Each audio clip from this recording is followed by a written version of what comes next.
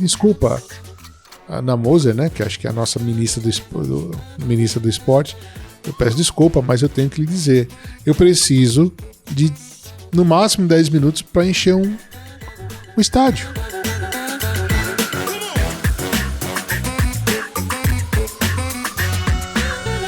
E olha só com quem que eu vou conversar hoje aqui, o Moacir Alves Júnior, ele que é produtor e criador de conteúdo de esportes, eventos geeks, metaverso e gaming. Mas olha, antes eu queria fazer uma indicação para você desse livro aqui, ó, Negócio Fechado, Parábolas da Cultura Judaica e sua luz sobre a arte de vender. Quer vender bem e melhor, né? Dos autores aqui, David Gorodowitz e meu amigo Silvio Acherboim. Então, é um livro que eu recomendo e um livro que você vai gostar muito para você começar a aplicar aí no seu negócio, no seu dia a dia, principalmente na área de vendas. Agora sim, vamos começar nosso bate-papo. E aí, Moacir, tudo bom? Tudo bom, meu querido? Como você está? Tudo bem. Olha, primeiro eu queria te agradecer por você ter vindo aqui, aceitado o meu convite e me ajudar a levar um conteúdo relevante para o pessoal que acompanha o canal. Obrigado, viu? É um prazer. Agora, bom, você é produtor de conteúdo de esportes. Eu imagino que você joga. Todo dia. Qual que é seu jogo favorito? Rapaz, são tantos. Mas assim, eu sou da velha guarda, eu gosto de console. Eu não sou tanto do PC. Mas assim, eu gosto muito, eu tô jogando muito Dead by Daylight, que é um jogo de console sensacional. Ele é um pouco competitivo, mas nada comparado com o que eu realmente faço, que são esses jogos aí, no caso, CSGO, Valorant, etc. Uhum. Mas o Moacir, que faz evento, joga bastante. Pode ter certeza. E tem que jogar pra saber, né? Pra se inteirar ali e tudo mais, não é? Eu jogo pra relaxar. Literalmente hoje é isso que eu faço. Não é? Porque quando eu tô, assim, é uma brincadeira que eu faço no meu meio, né? Que ela é bem interessante. Quando você trabalha com um jogo, o que você menos faz é jogar. Porque quando você entra no jogo, é competição. Então, assim, a minha tarefa, o meu trabalho é saber que tá tudo funcionando bem, que a ligação tá boa, que o cliente vai estar satisfeito com o campeonato que eu tô fazendo, né? Se eu não vai ter ninguém reclamando lá com a direção, principalmente num evento tipo Campus Party, que tem muita gente. Então, você lida com muitas pessoas assim que meu core é não deixar elas insatisfeitas, fazer o melhor possível, o cliente não ter problema nenhum.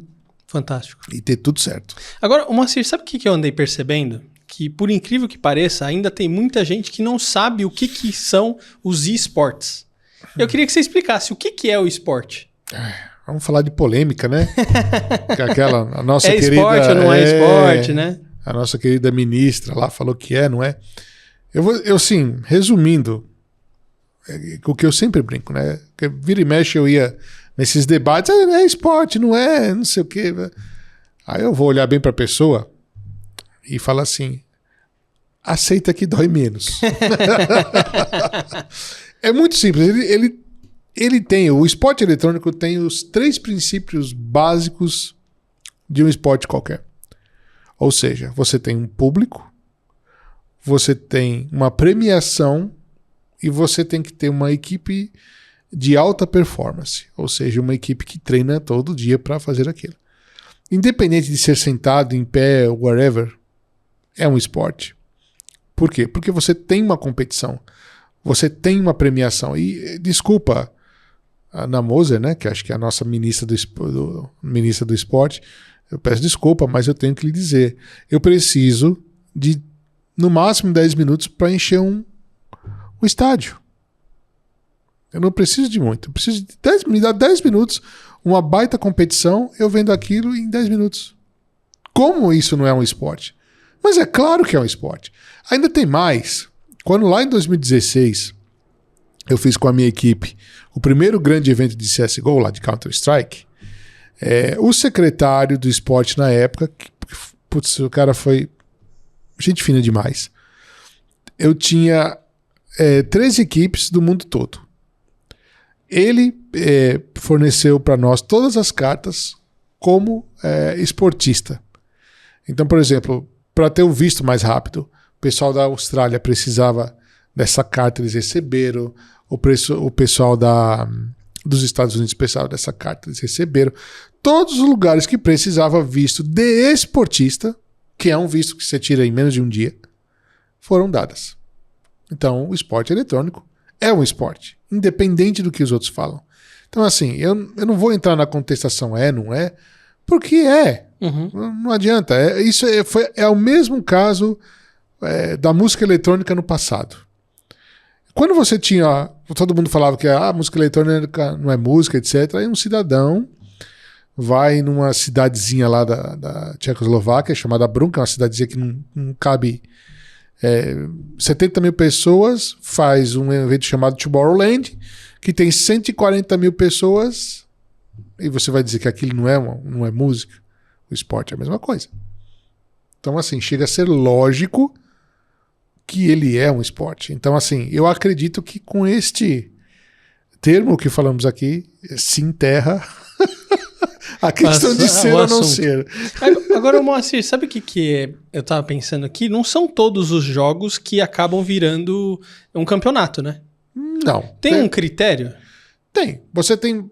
Dentro dos games você tem vários nichos. Você tem o game que é 1 a 1 só, ou seja, que é o solo, que é, como eu estava falando, jogos de console. Você pega esses jogos Dead Space, eles não são competição, eles são para você se divertir, você compra ele, você joga, etc. Tem aqueles que são realmente, o núcleo deles é para jogar como um esporte. Aí você vê Valorant, CSGO, League of Legends, etc. Fortnite também? Fortnite pode ser também, porque ele também tem um modo competitivo, ele tem um baita campeonato antes da pandemia que foi gigantesco e tal.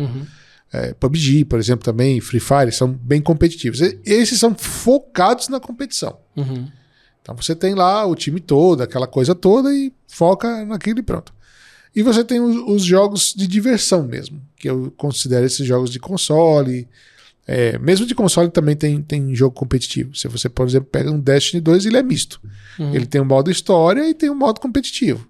Que você entra lá e seu destino é matar o outro. E é super bacana. Sabe? Você fica assim, eu gosto tanto do modo história quanto do modo competitivo. Então tem esses nichos, né? Fora também que infantil também existe. Por exemplo, vamos pegar o Minecraft. Existe competição no Minecraft. Existem jogos de competição no Minecraft. Quem constrói mais rápido. Por exemplo, tem um cenário que eu gostava muito de ver, que é um cenário que você vai destruindo o cenário do outro até a hora que os dois caem. Quem cair primeiro na lava morre. Eu achava sensacional esse modo, entendeu? Então, existe. Mesmo infantil, existe um modo competitivo. Tudo que você tenha que você vai contra o outro, pra mim é um modo competitivo. Que dá pra transformar num campeonato. Perfeitamente. Agora, esse negócio de campeonato de games não é uma novidade que surgiu agora, né? Então, por exemplo, quando você tinha os consoles ali mais antigos, você também tinha campeonato de games nesse sentido. Talvez não era tão popular iguais nos dias de hoje, né? Tanto que eu lembro de um episódio do Mundo da Lua, que passava na Cultura, que o Lucas, ele ia para um campeonato de game. E aí, a história é o seguinte, no sonho, quando ele tá lá narrando, ele ganha, né? Mas quando ele vai pro campeonato de verdade, ele acaba perdendo, né? Então você tinha campeonato ali de Super NES, algumas coisas assim, não é? Nossa, Mundo da Lua, me senti velho agora. Eu sou antes dessa época. Você sabe qual foi o primeiro campeonato de game que teve no Brasil? Não. Ele foi no Shopping Center Norte. Um jogo chamado Didi na Mina Encantada. Isso faz seus... nem sei, 30, 35 anos atrás. Não lembro bem. Quem ganhou o campeonato foi um amigo meu chamado Marcos Calil, que depois abriu a Z Games. Que depois tornou a maior rede de loja de game que teve no Brasil. Infelizmente ela veio praticamente a fechar agora por causa de pandemia e tal. Mas campeonato sempre teve. Se você colocar no Google e pesquisar imagens de campeonatos de games antigos, você vai ver uma foto em preto e branco de um campeonato de Space Invaders, onde tem um monte de televisão, uma do lado da outra, de tubo. Nossa. Você nem vê a pessoa, porque o tubo era aí, a TV era enorme, o tubo era enorme. Mas o campeonato sempre existiu, mas não era tão profissionalizante ou profissionalizado como hoje é. Que hoje você tem contador de tudo. Então, de tempo, performance, você tem teste cognitivo dos jogadores. Então, hoje ficou, obviamente, muito mais moderno. Mas, naquela época, existia, sim, não tão frequentes. E, geralmente, quem fazia eram as empresas. Por exemplo, a Atari ou a Philips, que fazia com o Odyssey. Então, assim, você tinha esses campeonatos, mas era um campeonatinho mais, digamos assim, para promover mesmo o aparelho, etc. O game ou coisa do tipo. Esse em específico do Didi na Mina Encantada, do Odyssey, que esse meu amigo ganhou, foi muito bacana. É pena que, como é antigo, não teve muita... registro, nada assim. Mas o próprio Didi entregou o prêmio. Que legal. Foi bem maneiro. Esse meu amigo, obviamente, ganhou um Odyssey com o Didi na Mina Encantada. E quem deu foi o Didi. Então, foi bem legal. Assim, pelo que ele fala, foi bem bacana. Agora, tem uma regulamentação dos esportes? Tipo assim, tem uma federação, alguma coisa do tipo? Até doeu. Desculpa. Porque hoje os jogos normais, né? Tipo futebol, tudo, cada um tem ali sua federação e como com os games tem alguma coisa parecida? Vou tentar entrar nesse ponto sem ser tão polêmico, né? Da forma que a minha idade mostra a experiência e que a gente não fique entrando né? Porque assim, na verdade existe até demais. Tem federação de tudo. Antigamente eu era muito cético, eu era aquela pessoa que era aquela coisa meio bruta. Hoje eu acho até que é necessário, é bom, mas o problema é você separar a fruta boa da fruta estragada. Uhum. Por que eu tô dando essa metáfora? Essa comparação rústica? Uhum. Pelo simples fato.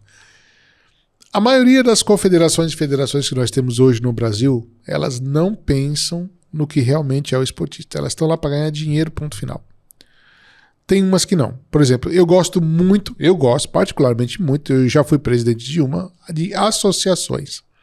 A associação eu acho que é uma coisa muito bem-vinda, porque são pessoas do meio que estão lá, que querem fazer a coisa acontecer, porém tem um problema.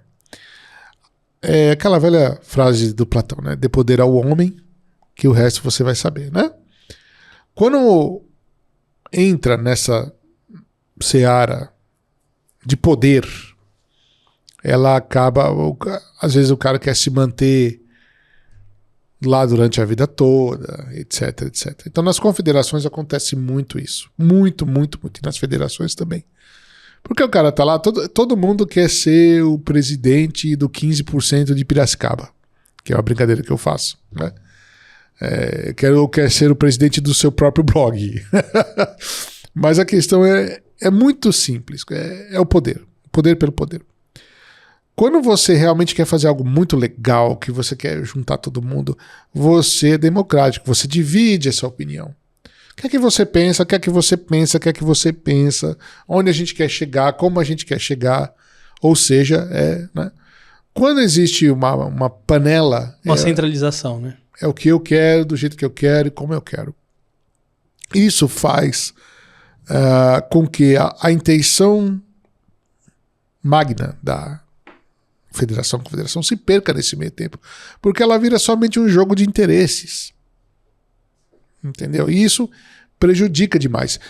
No Brasil, por exemplo, só que em São Paulo, desculpa, vamos falar meio que... Tem umas 5.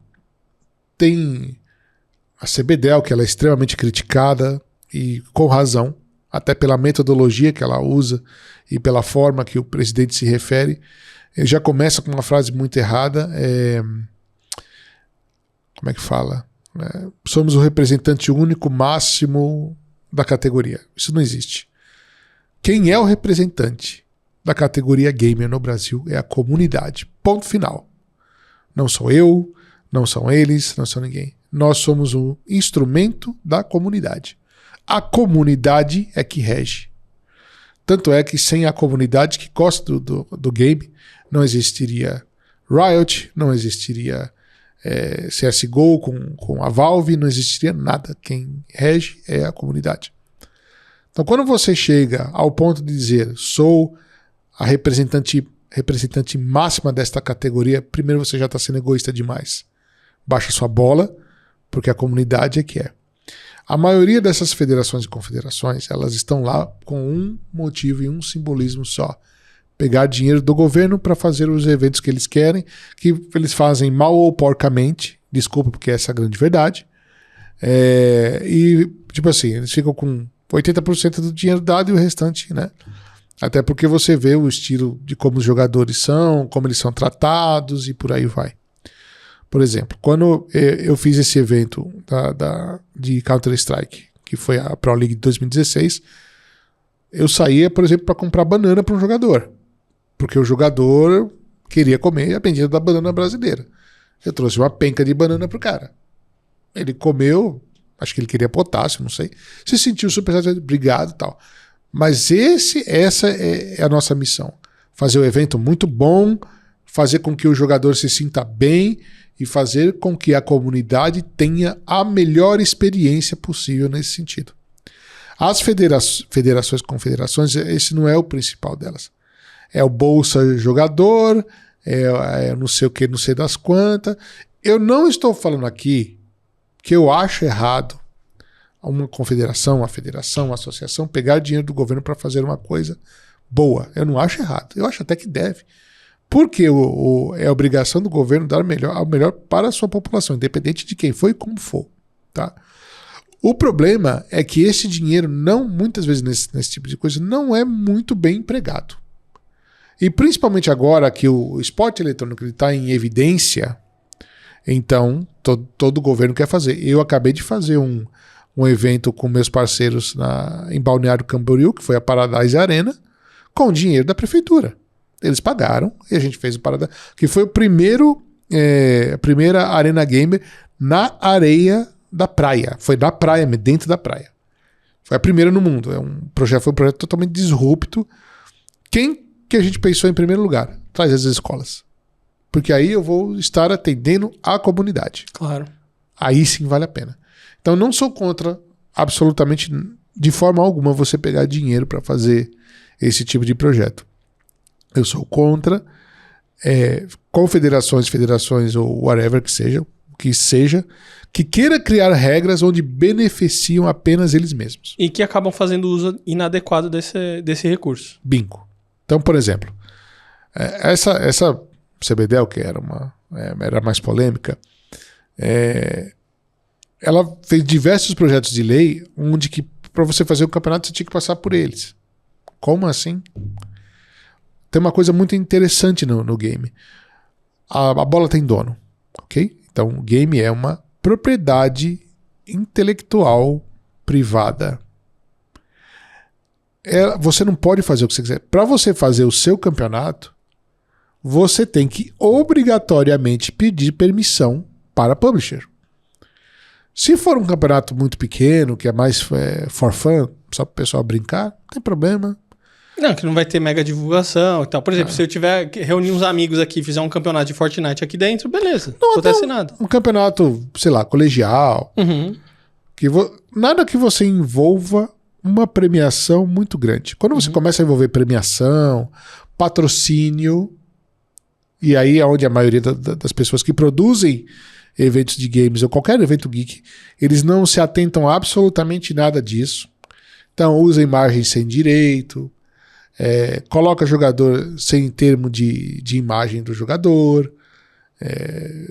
Não pode. Eu vou dar um exemplo muito bacana disso, que aí também eu posso envolver as confederações nesse meio. Por exemplo, as publishers, elas proibiram certas confederações de usarem o jogo deles. Por quê? Porque sabe que esse pessoal tem ele não está vendo o benefício da comunidade, ele está vendo o benefício próprio. As publishers são as que fazem os jogos, certo? As criadoras dos jogos, né? Então, você tem a Garena, que faz o Free Fire, a Epic, que faz o Fortnite, por aí vai. Então, assim, por exemplo, quando você tem um campeonato que é uma confederação, é muito complicado. É porque eles não levam essas regras a sério. Então, eles querem fazer independente do que for. Mas, por exemplo, teve um campeonato, que por ética não vou falar qual que é, claro. Qual que é, quem foi e tal, onde o campeonato era de Free Fire. E foi um campeonato bacana, até bem grandinho e tal. quando eles começaram a fazer o campeonato, o servidor caía toda hora. Aí o cara, pô, mas tá caindo o servidor. Aí o rapaz ligou para o pessoal da Garena e falou assim, olha, eu tô querendo fazer um campeonato e o servidor tá caindo. Eu falei, tá caindo mesmo, a gente tá derrubando. Aí o cara, como assim? Ele falou, claro, você tem um site de aposta como seu patrocínio. No nosso livro de regras, você não pode usar um site de aposta. Opa, você tá entendendo? Então, assim, as pessoas querem, principalmente também as federações e confederações, elas querem aproveitar do jogo dos outros, né, sem sequer dar uma satisfação pro cara. Isso não pode. Então é por isso que hoje em dia, meu querido amigo, está crescendo muito a profissionalização neste meio. E que é a melhor coisa que já existiu e que tem que existir. Então, assim, você vai fazer um campeonato, independente de você ser o que seja, pessoa individual, empresa, federação, confederação, associação, você tem regras a seguir. E você tem que ter o conhecimento dessas regras para seguir. E que aí que é difícil. Aí que você separa o joio do trigo. Porque você separa quem é profissional, que sabe fazer a coisa e faz bonitinho e cobra um valor justo por isso, de quem só quer aproveitar. É aí que entra, para finalizar, a questão das federações e confederações. Tem federação boa? Tem, mas tem muita ruim. Entendeu? Essa que é a verdade. Se a confederação ou federação for boa, ela não tem um presidente interino, que isso é uma coisa ridícula, você não pode ser interino de uma confederação, federação, porque senão isso aí vira um monopólio, é diferente. Então isso é muito errado. E a maioria delas, o cara é interino o resto da vida. Ou senão o vice que entra, não entra fica alternando, não entra por votação e por aí vai. Entendeu? Então assim, eu trabalho muito com duas confederações que não tem nada a ver com esporte eletrônico. Na verdade, agora são 3, tá? Eu trabalho com a FPFit, que é a Federação de Sport Fitness. A gente faz congressos de games. Já fizemos 2, e quem é o presidente é o Douglas, é um cara nota 1000, que você vê que o cara quer realmente crescer. A gente faz um campeonato e faz uma conferência no meio. Porque a gente ensina o pessoal. Então, assim, eu coloco psicólogo para falar. No último eu coloquei advogados para falar, coloquei a mãe Pixel para falar. Legal. Então, quer dizer, a pessoa tem uma referência para isso. Sim. É muito legal. Você tinha gente de tudo quanto é canto para passar informação, ensinamento e tal. E no meio tinha um campeonato. Bacana, super legal. Foram feitos 2 nesse sentido. E eu tenho a competição em si. Que vira e mexe, aparece alguém, olha, faz aqui. O primeiro campeonato de jogos do estado de São Paulo foi eu que fiz. Foi legal, entendeu? Aí depois veio outros, mas aí já não fui eu que fiz. Então você tem que realmente abrir a porta para dar acesso a todo mundo. Quando você trava, que você fala, eu sou o representante máximo, esquece. Já começou e aí o negócio errado. Não se desenvolve do jeito que deveria, né? Exatamente. Então por isso, para finalizar, que eu tenho um pouco de aversão a esse tipo de modelo federativo e confederativo. Eu acho que tinha que ser mais democrático. Mas assim, com essa profissionalização também tem surgido cada vez mais os jogadores e os times profissionais, né, de games, e que se dedicam único e exclusivamente a jogar. É um profissional do jogo, é um atleta ali, vamos dizer assim, né? Esses jogadores ou esses times, eles se especializam em apenas um jogo ou eles têm mais de um jogo? Então, por exemplo, não, a gente aqui é um time só de Valorant. Nós somos um time só de Fortnite. Ou nós somos um time só de LoL. Como que é isso? Rapaz, você tem tempo? É bem complexo, eu vou tentar resumir bastante. Mas tem ou não tem? Tem. Então tem os especialistas e tem outros times que eles... Tem. Jogam outros jogos. A maioria dos treinadores, por exemplo, eles não podem se especializar só em um. Porque depende muito do jogo estar em alta, do time estar em alta, do time estar em baixo. Por exemplo, eu vou citar um que é um grande amigo meu, que é o Pedro. Eu conheci o Pedro. Ele estava fazendo Free Fire no Flamengo. Aí ele foi pra Wild Rift comigo no Cruzeiro, que é um time que não deu certo. E depois foi pro Fluxo fazendo Counter-Strike. Ele é bom nos 3 jogos? Eu não sei, mas eu sei que ele é um bom treinador. Porque a maioria dos times que ele treina ou ganham, ou vão pra final, ou estão em semifinal, whatever. Então, tem sim, cada time tem sim espaço para todos esses jogos. A questão é que a grande verdade, que aí ninguém fala, porque assim, eu vou ser bem sincero aqui, eu sou conhecido no mercado por ser sincero, não ficar falando o que todo mundo quer escutar. Eu tô de saco cheio eu chego numa reunião, game é não sei o que, é mercado de bilhão, eu vou olhar para você e vou falar assim, é um mercado de bilhão, mas não tá aqui no Brasil não, tá? Porque quem ganha dinheiro aqui no Brasil é streamer, sabe? O jogador que vira streamer é quando ele mais ganha dinheiro. Porque enquanto ele é jogador, ele não ganha tanto. Então, quando ele é jogador, ele ganha fama, vira streamer, aí ele começa a ganhar dinheiro de verdade. Mas para ter notoriedade, ele tem que ser um bom jogador, independente do que ele for. E isso tá, vários exemplos a gente já tem aí. Nobru, Serol e por aí vai. E ainda bem que eles estão indo bem, eu acho o máximo, eu gosto.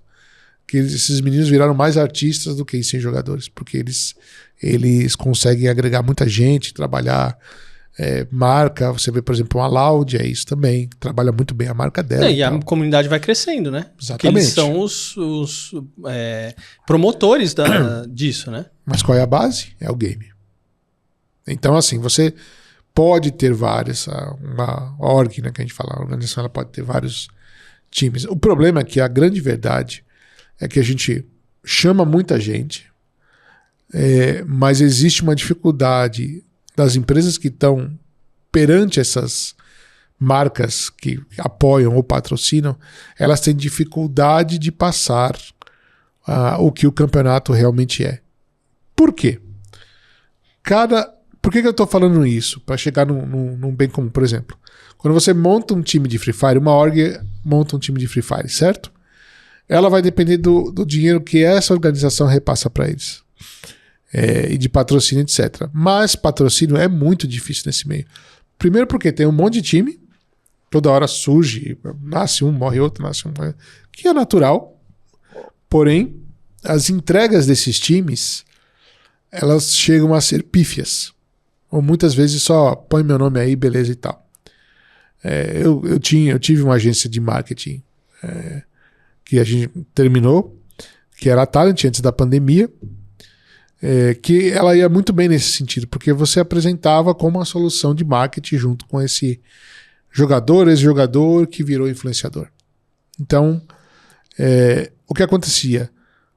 A organização, para ela sobreviver, primeiro que ela não pode ficar só num jogo, porque ela tem que pegar vários dinheiros para juntar para sua organização e vários patrocinadores para juntar para essa organização. Mas qual é o grande pecado do capital? Isso aí, quando você tem organização demais, difícil controlar.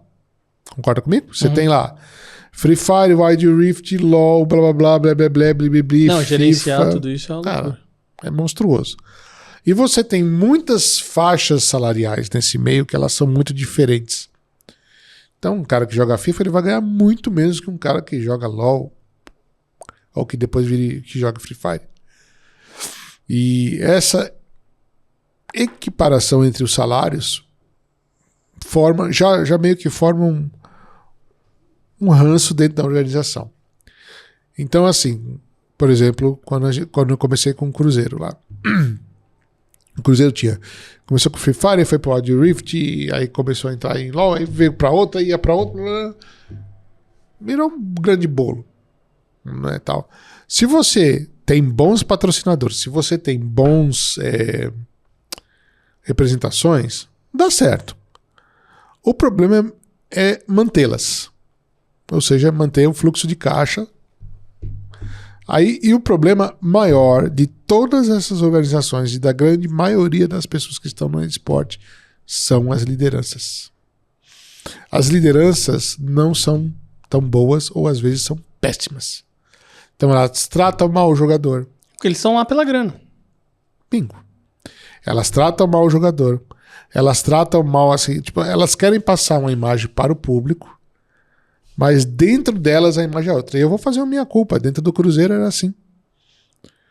Dentro do Cruzeiro o jogador era tratado muito mal, porque a gente tinha uma liderança péssima, a ponto do ridículo, na verdade. E que não tratava bem o jogador. Aí começa a atrasar salário. E o mais incrível dessas lideranças, meu querido Fernando, é que quando você começa a apontar o dedo pro jogador, você esquece que tem 3 apontando para você. E assim, era tão absurdo que o CEO da empresa na época, que também prometia os éticos, não vou falar o nome, mas ele falava que a culpa era dos outros. Ou seja, a culpa nunca é do líder, nunca é do líder. Você tá... não pagamos porque isso, porque aquilo, mas o dinheiro tá entrando. Foda. Entendeu? Então, assim, esse é o grande calcanhar de Aquiles. Por que eu tô falando isso? Porque é o grande calcanhar de Aquiles das organizações. Você pode ter várias? Claro que você pode. Mas essas áreas, elas são lucrativas o suficiente para manter a organização? Uhum. Assim, a maioria... Eu vou falar para você. Quando uma organização fala, temos 10 patrocinadores... Aqueles que são realmente fortes, ou seja, que dão dinheiro, são poucos. A grande maioria é permuta, entendeu? Às vezes a permuta ela não é boa. A permuta é muito melhor para quem está... o patrocinador do que em si para o jogador. Mas tem, como eu falei, tem um outro lado também. Às vezes você faz uma baita de uma permuta legal, só que a tua entrega como organização para esse patrocinador é horrível. Então esse é o grande calcanhar de Aquiles que a gente tem nesse meio, que fala justamente entre a org, a comunidade e o patrocínio. Eu tô te perguntando essa questão se os jogadores ou os times ele têm uma especialização, né, de um determinado jogo. Por quê? Porque quando você tem um jogo em si que você se especializa, você tem um foco ali. Então você vai treinar mais, automaticamente você vai ficar melhor e suas chances, né, de evoluir num campeonato vão ser muito maiores do que quando você divide a sua atenção em vários jogos. Então, hoje eu vou treinar tal jogo, amanhã tal jogo, hoje tal jogo, ou divide seu horário no dias em vários jogos. E com o time também é a mesma coisa. Só que, você mesmo comentou, você tem a alta do game ou assim por diante. Por exemplo, agora não tô falando agora nesse momento, mas por exemplo, tá em alta agora Fortnite, legal, daqui a pouco não tá mais. Ou ainda um outro risco, e se o jogo deixar de existir? Meu time morreu, ou eu também não vou ter mais o que fazer, né? Então, por isso que eu perguntei, né? Então, você tem aí uma questão desse desafio. Poxa, se eu focar num único jogo, mas eu ficar preso a isso, eu tenho um risco grande de, às vezes, esse jogo não tá em alta, ou esse jogo deixar de existir, e quando eu divido, eu, né, não tenho esse risco todo, mas eu não tenho um foco de prática. Não tem tanto esse problema, Fernando. Por quê? Porque cada jogo é um núcleo. Então, assim, o diretor-geral da organização, por exemplo, ele vai conferir ao treinador e ao jogador. Ele não vai ficar em cima, ele só vai reclamar quando ele olhar e falar assim, olha, estamos perdendo muito, não dá para manter a line, porque sem premiação não tem como. Então, assim, cada núcleo é um núcleo. Então, às vezes, é bom você manter vários. Porque mesmo um estando em evidência, o outro pode começar a crescer. E isso é muito sazonal. Game é assim, uma hora o time... E é mesmo, uma hora... Eu lembro uma época, por exemplo, que a Team One ganhava tudo. Era absurdo. Os caras ganharam tudo. De repente, com a mesma line, o cara não ganhou tudo.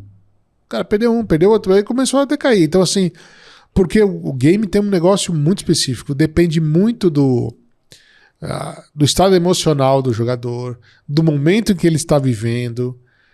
o momento que o outro jogador também lá tá... Mas é igual um esporte normal, né? Futebol é assim. Vou pegar o futebol porque o futebol é paixão nacional aqui, né? Mas é isso, né? Por isso que ele é um esporte. Por isso que o game é um esporte. Porque ele enfrenta esses vai e vens normal, como outro qualquer. A diferença é que a gente começou agora a incomodar os outros esportes. Que antigamente não tinha. O futebol era o rei e tal. De repente, quando você precisa de 5 minutos para encher o estádio inteiro, opa, tem alguma coisa ali nesse meio que a gente não tá entendendo. E eu te falo mais. Daqui a uns 3, 4 anos, a gente vai incomodar muito o futebol. Por quê? Porque o futebol não está sabendo se reciclar com a juventude, com a nova era. Ou seja, por que você gosta do time X? Porque teu pai, teu avô, teu amigo. Hoje em dia, meu amigo, é isso aqui, ó. Eu não gosto de futebol. Eu não gosto também.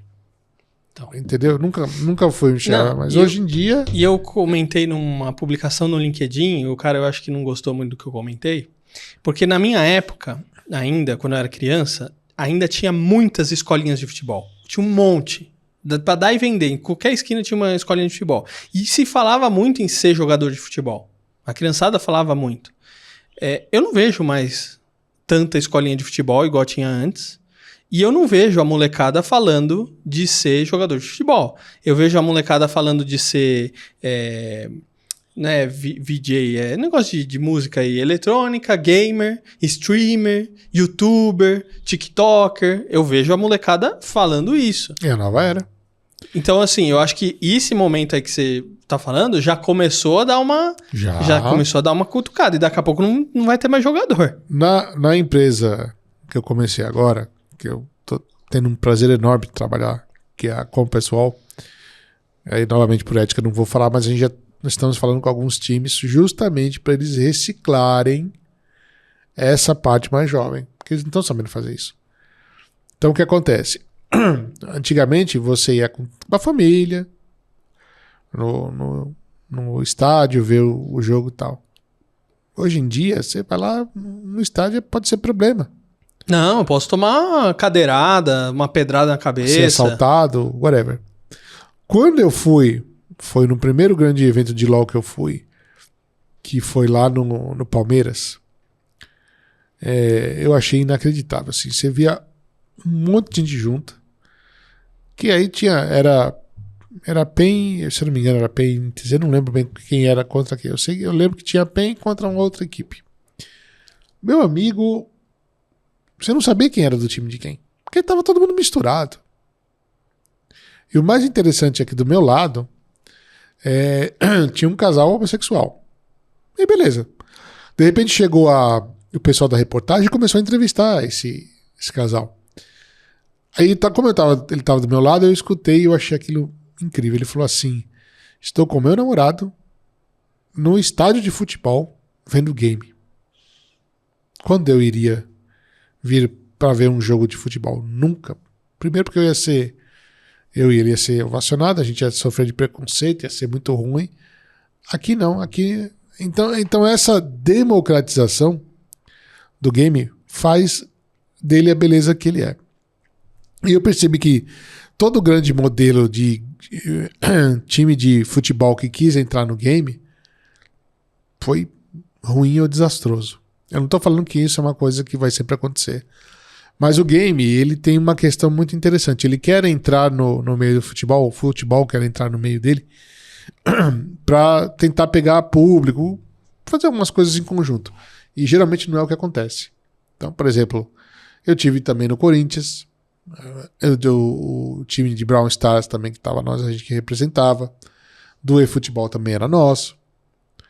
E assim, os jogadores eram apaixonados pelo time, mas o time não expressava nenhuma paixão por eles. Para você colocar qualquer coisa na rede social do time era uma dificuldade tremenda. E o cara só ganhava. Tipo, teve cara que ganhou o título mundial de game.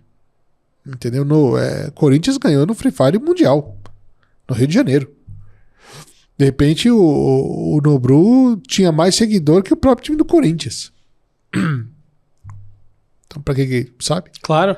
Ô Moacir, agora é o seguinte, eu lembro que eu peguei, né, uma fase das lan houses, o surgimento das lan houses.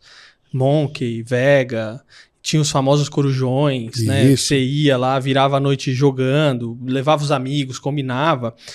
Porque, primeiro, assim, não era todo mundo que às vezes tinha uma banda larga decente em casa e nem um computador para você poder jogar. E eu lembro que era muito CS, tinha pra caramba, e tinha outros jogos também. Mais famoso. E a gente combinava, a gente ia, né? Às vezes saía da...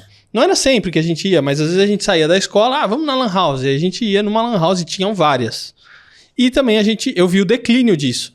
De repente, fechou a Monkey, começou a fechar as lan houses. Por quê? Porque começou a se popularizar mais o computador, mais acessível para todo mundo, a internet principalmente também mais acessível, e, o pessoal já não frequentava mais as lan houses.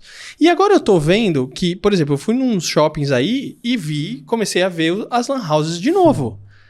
Cara, estão voltando as lan houses? Boa pergunta.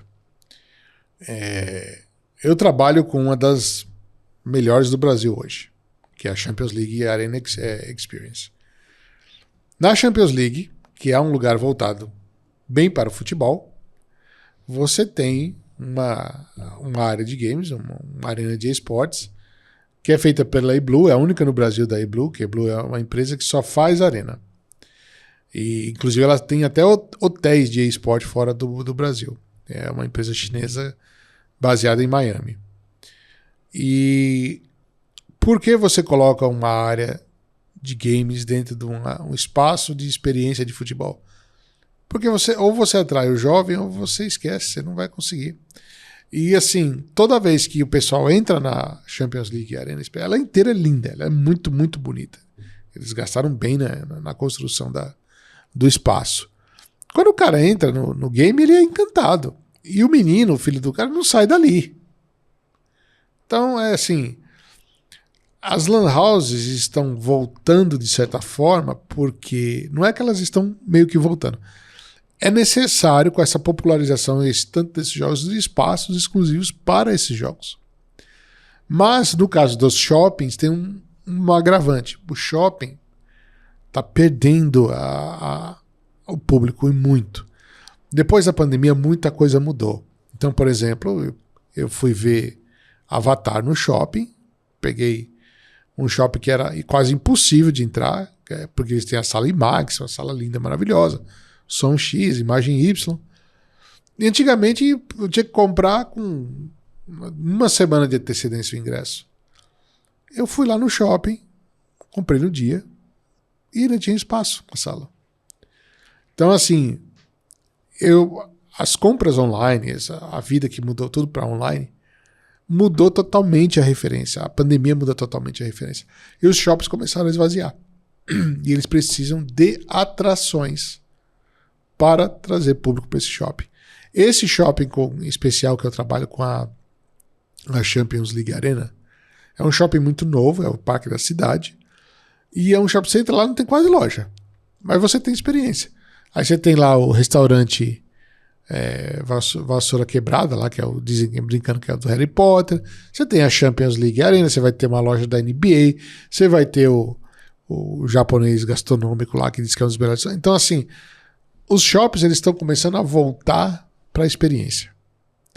E o mais interessante é que toda hora que os shoppings colocam um game no meio, explode. Então, por exemplo, você pode. Agora eu também trabalho com o pessoal da Saga. E num shopping em Santo André tá tendo o Saga Park, que é uma arena de games lá no meio. Tá sempre cheia. E um fala pro outro, vê pro outro, aí todo mundo senta e fica lá. Então, ou seja, o game tá atraindo a pessoa para lá. E não é em si que a Lan House está voltando, porque hoje em dia na tua casa, no conforto do teu lar, você tem a mega máquina que antes você não podia ter. Ainda é cara hoje, eu diria que uma boa máquina custa em média de 10 a 15 para mais R$1.000, mas você pode ter, não é um sonho impossível. No caso que você falou também do cabeamento, de você ter uma internet muito boa. Antigamente era difícil, hoje é mais fácil. Não, eu tenho 300 megas. Entendeu? E pergunta se eu quero voltar para trás. Nunca. De jeito nenhum. Certeza absoluta. Aí isso demonstra também assim, o poder de como é que fala? Da comunidade em si por meio do esporte. Você tem uma área... De movimentar o mercado, né? Exatamente. Você tem lá no Santa Cruz, por exemplo, você tem a Domo, que eu vou, às vezes, poucas vezes que eu fui e passei, tá sempre lotada, e é um negócio de lan house, mas também eles colocam as experiências a mais, então você tem os comes e bebes, você tem algumas coisas ali que fazem você ficar mais tempo que o normal, né? Aí você vai no shopping D lá, tem o espaço que é da T1, que eu acho que agora mudou, mas também sempre tinha gente lá, porque tem uma arena, etc. Então, quer dizer... Mas aqui também eu acho que muda um pouco... Por exemplo, eu jogo online. Então tem uma molecada lá que a gente joga e tal, entra no Discord, fica falando. E eu acho que o Discord traz uma experiência muito mais legal pro game também. Ô, desgraçado, você não tá vendo? Puta que... Porque a comunicação facilita muito. E aí eu acho que deixa mais divertido o game, entendeu? E o presencial também traz muito isso. Então você imagina, você reúne uns amigos, a galera, ó, vamos jogar, vamos no shopping. E aí você olha, vê, pô, meu, não sei o que e tal. Eu acho que isso acaba tornando um pouco mais divertido. É legal ter em casa e jogar online também? É, mas também é legal você ir num lugar e jogar, porque muda a experiência, né? Com certeza. Ô, Moacir, pra gente fechar o nosso papo que tá muito bom, o que o Brasil pode esperar do esportes? Crescimento. Só crescimento. Eu acho que não só o esporte, eu diria, toda essa área digital voltada para o mundo mais jovem, ela vai crescer. Eu falo, a empresa que eu entrei agora é de game, metaverso e realidade aumentada. As empresas querem isso. Nós fechamos ótimos contratos.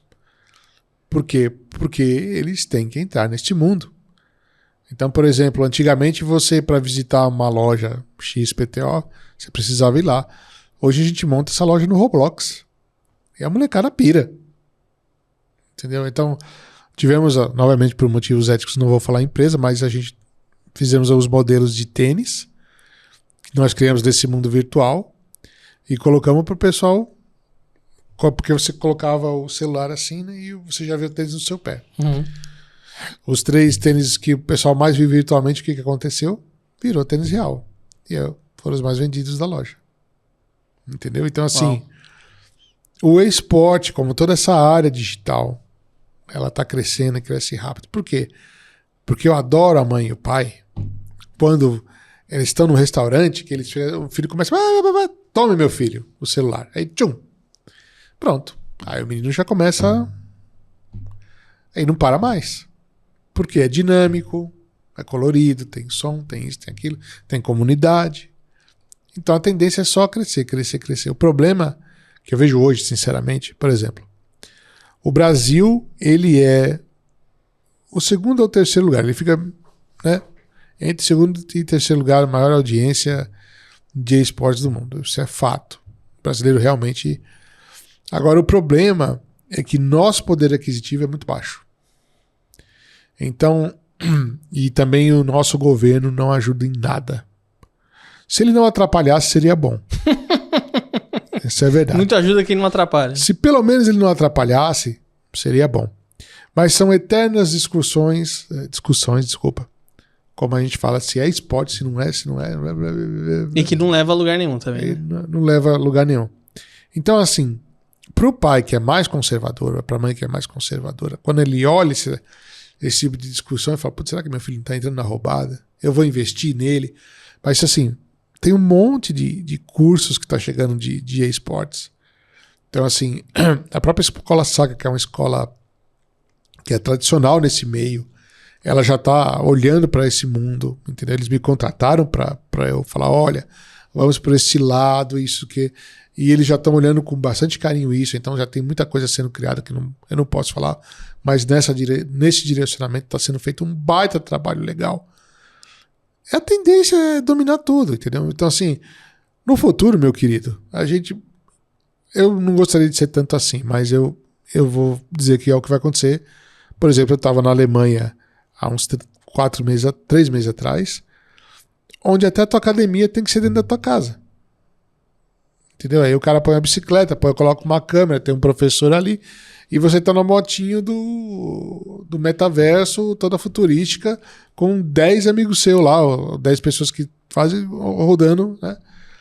E quando a gente estava falando com o presidente da Associação das Academias da Alemanha, e ele falou assim, eles já estão se preparando porque já sabem o que vai acontecer, é um caminho sem volta. Então, assim, quando assim você tem dentro da sua casa, você começa a ter muito mais atração do que fora, você não sai tanto. Então, você acaba ficando realmente lá o tempo todo. Por isso que tem o esporte, por isso que... E quando tem um movimento outdoor, quando você vai tem um campeonato, vai muita gente. E hoje em dia até campeonato amador. Eu fiz um campeonato amador na Campus Party de Free Fire, pelo amor de Deus. Junto com o pessoal lá da Liga Brasileira Liga Paulista, né, de esporte eletrônico. Ave Maria. Quando a gente olhou, quando eu olhei lá, tinha 700 negros pro campeonato, pro espaço que tinha Fantástico. 40 computadores. Aí eu cheguei pro meu amigo da Game Space lá, o Matheus, e falei, Matheus, é gente demais, cara. Como é que a gente vai fazer? Aí ele falou, meu amigo, vamos colocar 48 negros na sala e deixa o pessoal lá se matando. Falei, então foi. Começamos o campeonato 2 da tarde e terminamos 9h30 da noite. Com o segurança lá enchendo o saco, porque já tinha passado não sei quanto tempo da era de fechar. Fantástico, Moacir, olha, queria te agradecer demais você ter vindo aqui, compartilhado esse conteúdo extremamente relevante. Olha aí, gente, esportes, o caminho sem volta. Total. Obrigado, viu, Moacir? Eu que agradeço. Eu agradeço a todos vocês também por terem assistido. E olha, você que nos acompanhou aqui, não esquece aí de deixar o seu like, o seu comentário e se inscrever no canal. E eu vejo você no próximo episódio. Até a próxima. Tchau, Moacir. Até mais. Até mais.